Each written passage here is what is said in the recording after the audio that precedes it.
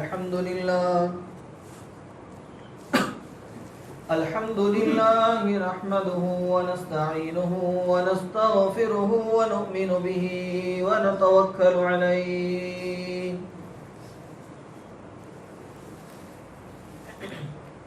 ونعوذ بالله من شرور أنفسنا ومن سيئات أعمالنا من يهده الله فلا مضل له ومن يضلله فلا هادي له ونشهد أن لا إله إلا الله وحده لا شريك له ونشهد أن سيدنا ومولانا محمدا عبده ورسوله صلى الله عليه وعلى آله وصحبه أجمعين أما بعد قال الله تبارك وتعالى في القرآن المجيد والفرقان الحميد أعوذ بالله من الشيطان الرجيم بسم الله الرحمن الرحيم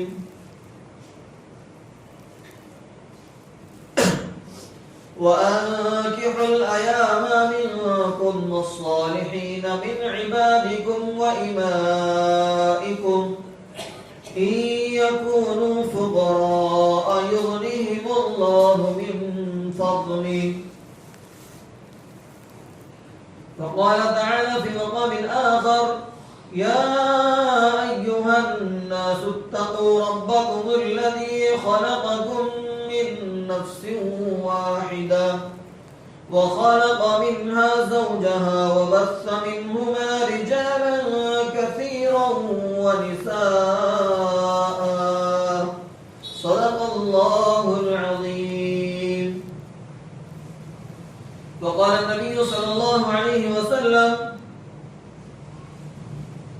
النكاح من سنتي وقال فمن رغب عن سنتي فليس مني وقال النبي صلى الله عليه وسلم في موضع آخر إن أعظم النكاح بركة أيسره مؤونة أو كما قال عليه الصلاة والتسليم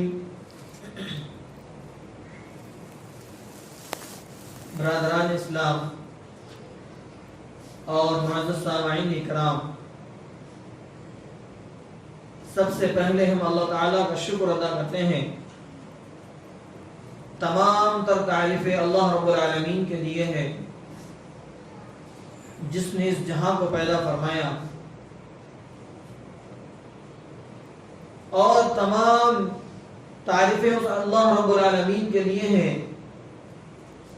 جس نے اس جہاں میں ایک عظیم مخلوق پیدا فرمائی حضرت انسان کے نام سے۔ معزز سامعین اکرام، اللہ تبارک و تعالیٰ نے اس جہاں کو بنایا ہے اور اس میں حضرت انسان کو پیدا فرمایا ہے۔ انسان کی تخلیق کا مقصد خود قرآن کریم میں اللہ تبارک و تعالیٰ فرماتے ہیں، ایک جگہ فرمایا لِيَبْلُوَكُمْ أَيُّكُمْ أَحْسَنُ عَمَلًا۔ تخلیق کا مقصد ہے کہ اللہ تعالیٰ جانچنا چاہتے ہیں، پرکھنا چاہتے ہیں، معلوم کرنا چاہتے ہیں، جاننے کے باوجود کہ تم میں کون ایسا ہے جو اچھے اعمال کرے۔ اور دوسری جگہ فرمایا کہ مقصد تخلیق وَمَا خَلَقْتُ الْجِنَّ وَالْإِنسَ إِلَّا لِيَعْبُدُونَ، میں نے انسان اور جنات کو محض اپنی عبادت کے لیے پیدا کیا ہے۔ یہ ایک مقصد ہے۔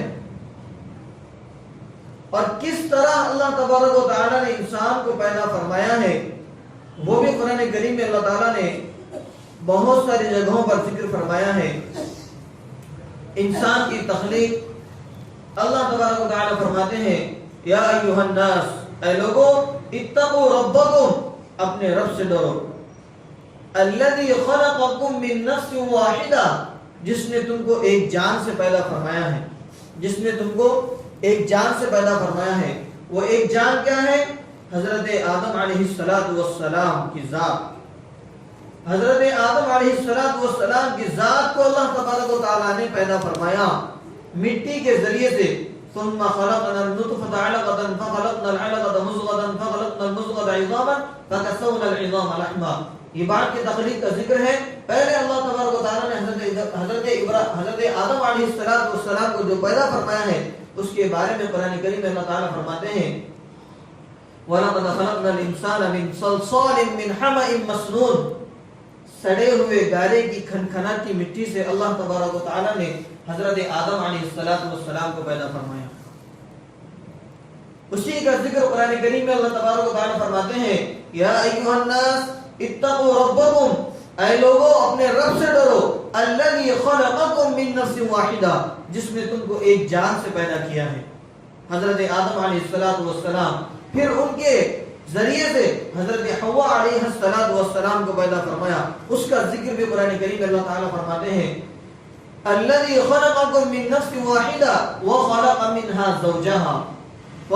منها زوجہا، انہی کے ذریعے سے ان کی بیوی کو پیدا فرمایا، حضرت حوا علیہ السلام کو۔ پھر اس کے بعد آگے اللہ تبارک و تعالیٰ فرماتے ہیں وَبَثَّ مِنْهُمَا رِجَالًا كَثِيرًا وَنِسَاءً، پھر ان دونوں کے ذریعے سے اللہ تبارک و تعالیٰ نے مردوں اور عورتوں کو پیدا فرمایا، نسل انسانی کو وجود میں لایا، اور اسی نسل انسانی کی بقا قیامت تک چلتی رہے گی۔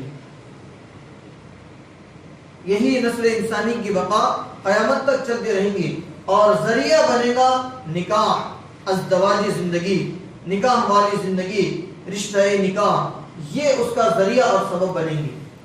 میں نے خطبے میں جو آیت کریمہ تلاوت کی ہیں اس کا مقصد ہے نکاح کی اہمیت، نکاح کا مقصد، یہ ساری باتیں انشاءاللہ آپ حضرات کی گوش گزار کرنے کی کوشش کروں گا۔ اللہ تعالیٰ سے دعا ہے اللہ تعالیٰ مجھے صحیح کہنے اور ہم سب کو اس پر عمل کرنے کی توفیق عطا فرمائے۔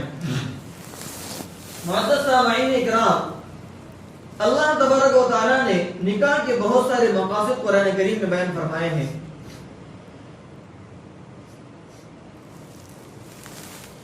اسلام ایک ایسا مذہب ہے جس نے ہمیں ہر معاملے میں خواہ وہ معاملہ خوشی کا ہو یا غمی کا ہو، ہر معاملے میں ہمیں ہدایت عطا فرمائی ہے۔ نکاح یعنی ازدواجی زندگی کے بارے میں بھی اسلام نے بڑی اچھی ہدایت دی ہے، بلکہ اسلام نے نکاح کا جو طریقہ قرآن مجید اور احادیث نبویہ میں پیش کیا ہے اس سے بہتر کسی مذہب نے پیش نہیں کیا۔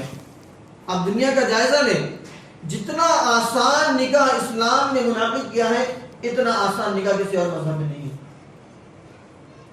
یہ کوئی دنیاوی معاملہ نہیں ہے۔ دنیا کے اندر معاملات ہوتے ہیں کہ ہم نے پیسے دیے اور کوئی چیز خرید لی، تو اسلام نے نکاح کو معاملے کے طور پر پیش نہیں کیا ہے، بلکہ اسے عبادات میں شمار فرمایا ہے۔ اور اسلام بغیر نکاح رہنے کو اسلام پسند نہیں کرتا۔ اسلام نے اس بات کو پسند نہیں کیا کہ انسان بغیر نکاح کی زندگی گزارے، بغیر نکاح کے رہبانیت اختیار کر لے، ملنگ بن جائے، اس کو اسلام نے پسند نہیں کیا۔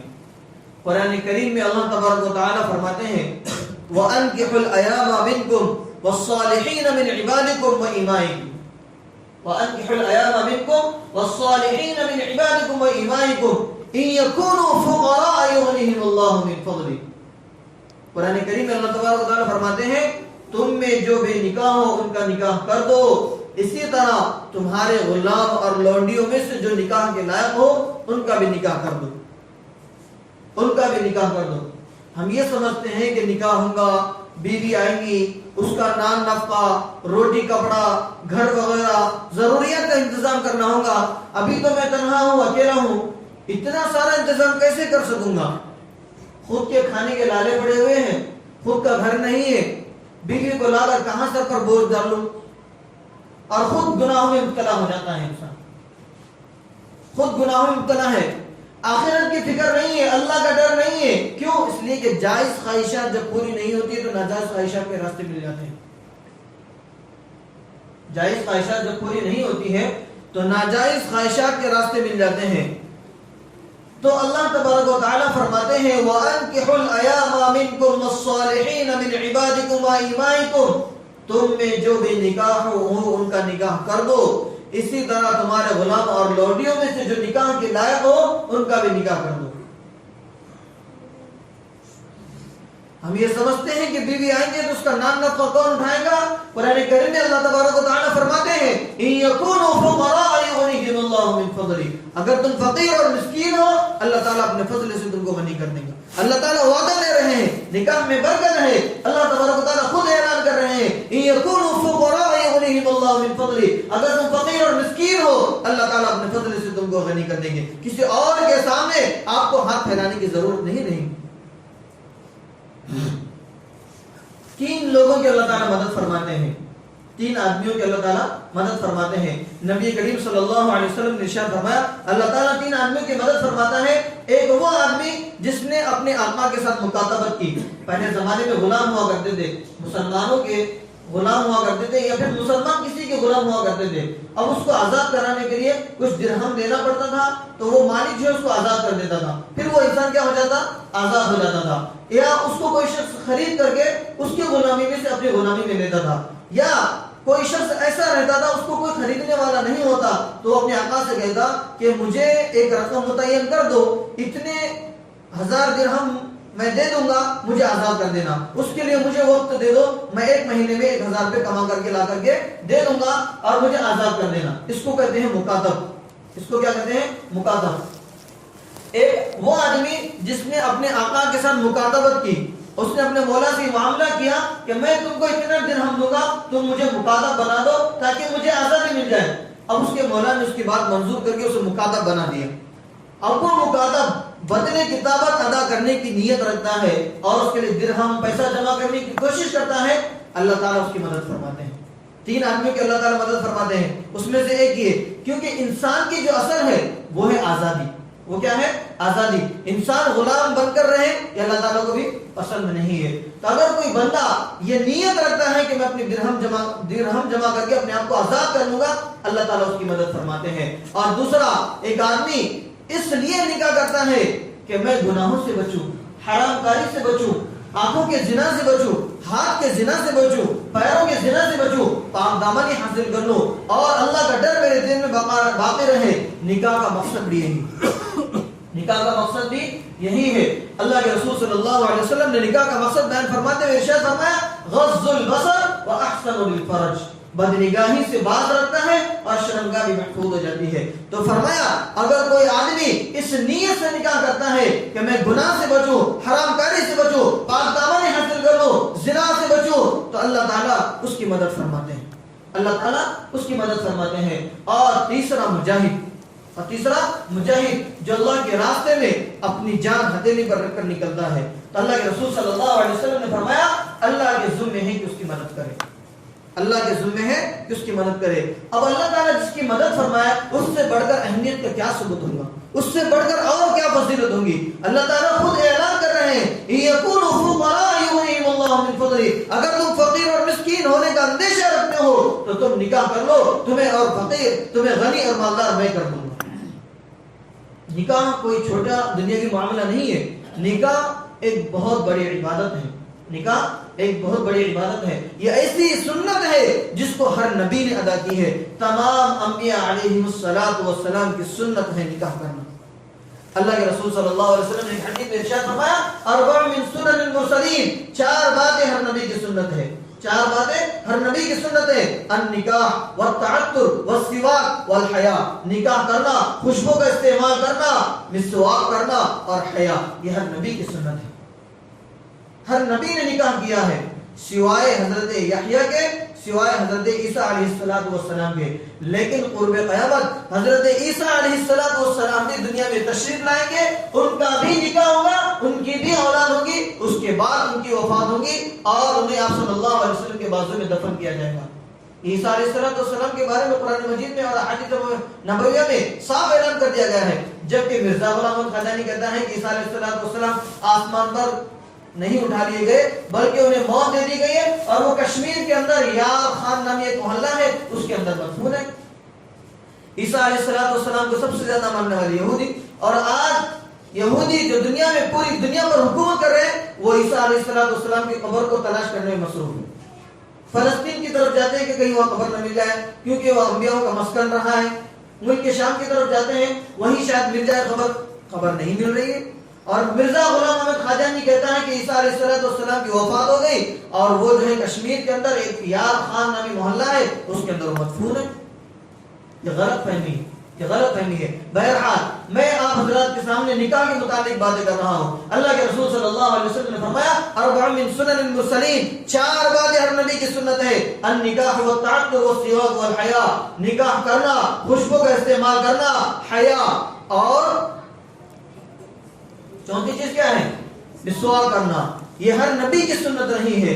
اللہ قرآن کریم میں اللہ تبارک و تعالیٰ نے بھی فرمایا وَلَقَدْ أَرْسَلْنَا رُسُلًا مِّن قَبْلِكَ وَجَعَلْنَا لَهُمْ أَزْوَاجًا وَذُرِّيَّةً وَلَقَدْ أَرْسَلْنَا رُسُلًا مِّن قَبْلِكَ وَجَعَلْنَا لَهُمْ أَزْوَاجًا وَذُرِّيَّةً، ہم نے آپ سے پہلے بہت سے رسول بھیجے اور ہم نے ان کو بیوی بچوں والا بنایا۔ اس سے معلوم ہوا کہ نکاح کرنا تمام انبیاء علیہم السلام کی سنت رہی ہے۔ اس سے نکاح کی اہمیت کا اندازہ لگائیے۔ نہ کرنے کی خرابی انشاءاللہ بہت جلد بتاؤں گا۔ خصی بننے سے حضور صلی اللہ علیہ وسلم نے منع فرمایا ہے۔ خصی بننے سے حضور صلی اللہ علیہ وسلم نے منع فرمایا ہے۔ نکاح کے ہر خطبے میں آپ ایک حدیث سنتے ہیں النکاح من سنتی، دوسری حدیث میں فرمایا وقال فمن رغب عن سنتی فلیس منی، جو میری سنت سے اعراض کرے، منہ موڑے اور اسے پسند نہ کرے وہ ہماری جماعت میں سے نہیں ہے۔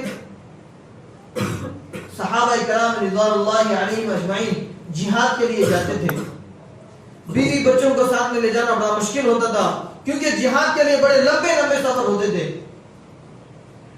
خواہشات انسان کی ایک فطری چیز ہے اور اسلام کی ایک فطری مذہب ہے، خواہشات کو دبانا بڑا مشکل کام ہے۔ انسان جب سفر میں ہوتا ہے اس کو اپنے بیوی بچے یاد آتے ہیں۔ ایک مرتبہ حضرت عثمان بن مظعون رضی اللہ تعالیٰ عنہ نے حضور صلی اللہ علیہ وسلم سے اجازت نہ فرمائی، یا رسول اللہ صلی اللہ علیہ وسلم، اے اللہ کے رسول صلی اللہ علیہ وسلم ہمیں اجازت دے دیجئے کہ ہم خصی ہو جائیں، یعنی خواہشات نفسانی کو ختم کر لیں۔ اللہ کے رسول صلی اللہ علیہ وسلم بہت ناراض ہے اور فرمایا کہ جو آدمی خصی بن گیا وہ میری امت میں سے نہیں ہے، وہ میری امت میں سے نہیں ہے۔ نکاح نہ کرنے کا وبال، میزان عمل میں سب سے زیادہ وزن عمل۔ نکاح یہ کوئی دنیاوی معاملہ نہیں ہے، عبادات میں سے ہے۔ حضرت ابو سعید خدری رضی اللہ تعالیٰ عنہ فرماتے ہیں نبی کریم صلی اللہ علیہ وسلم نے ارشاد فرمایا کہ محبت سے کوئی شخص اپنی بیوی کو ایک لقمہ دیتا ہے، نفل عبادت سے بڑھ کر اس میں ثواب ہے۔ محبت سے کوئی شخص اپنی بیوی کو ایک لقمہ دیتا ہے، نفل عبادات سے بڑھ کر اس میں ثواب ہے۔ ایک اور حدیث میں حضور اکرم صلی اللہ علیہ وسلم نے ارشاد فرمایا انسان کے اعمال میزان عمل میں تولے جائیں گے، انسان کے اعمال میزان عمل میں تولے جائیں گے، نیکی اور بدی تولے جائیں گے۔ اس وقت انسان کا سب سے زیادہ وزنی اور بھاری عمل کیا ہوگا؟ وہ یہ ہوگا کہ انسان اپنے بیوی بچوں کے لیے حلال طریقے سے روزی کماتا ہے اور اس کے لیے محنت و کوشش کرتا ہے، تو کل قیامت کے دن انسان کا یہ میزان عمل میں سب سے زیادہ وزن اور بھاری ہوگا۔ معلوم ہوا کہ بیوی بچوں کو کھلانا پلانا جو کہ ایک فریضہ ہے، پھر بھی شریعت اسلامیہ نے اس پر ثواب رکھا ہے۔ نکاح کی بہت اہمیت ہے۔ نکاح کے بارے میں اللہ کے رسول صلی اللہ علیہ وسلم نے بہت سخت تاکید فرمائی ہے۔ حضرت عکاف رضی اللہ تعالیٰ عنہ آپ صلی اللہ علیہ وسلم کی ہر وقت خدمت کیا کرتے تھے۔ ایک دن نبی کریم صلی اللہ علیہ وسلم نے ان سے پوچھا عکاف کیا تم نے نکاح کر لیا ہے؟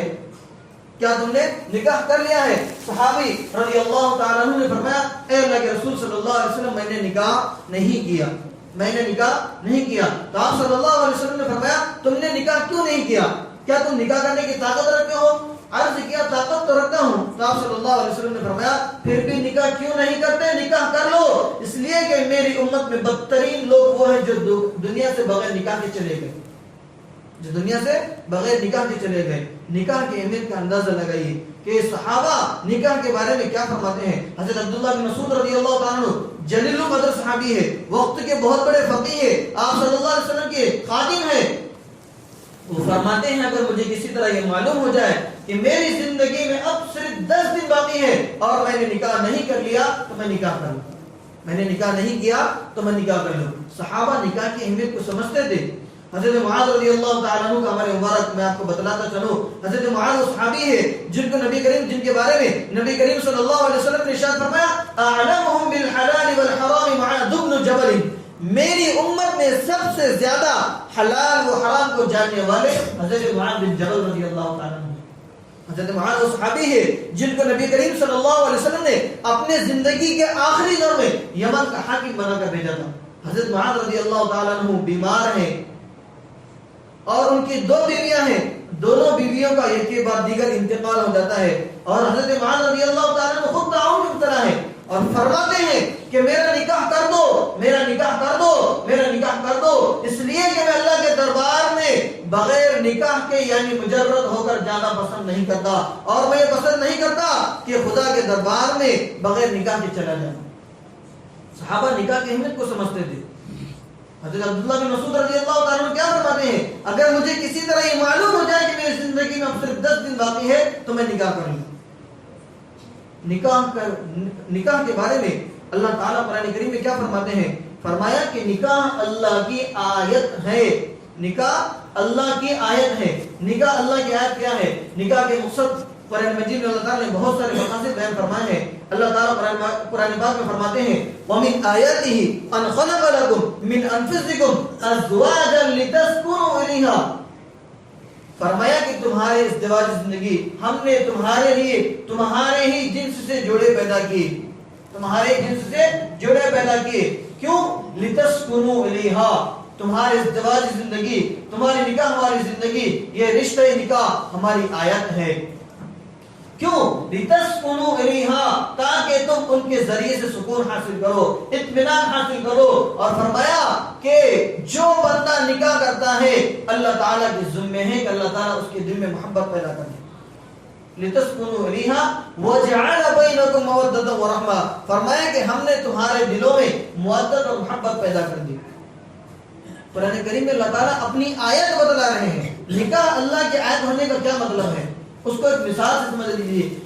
نکاح اللہ کی آیت اور نشانی کا مطلب یہ ہے، مثال کے طور پر یہ آسمان اللہ کی آیت ہے، یہ اللہ کی نشانی ہے، یہ زمین اللہ کی آیت ہے، یہ زمین اللہ کی نشانی ہے۔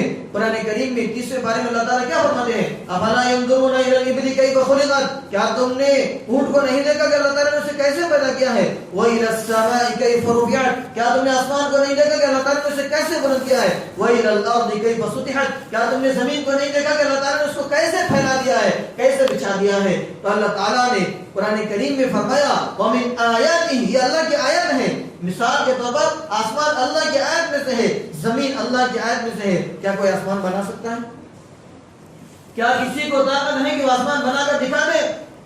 کیا کوئی زمین بنا سکتا ہے؟ نہیں بنا سکتا ہے۔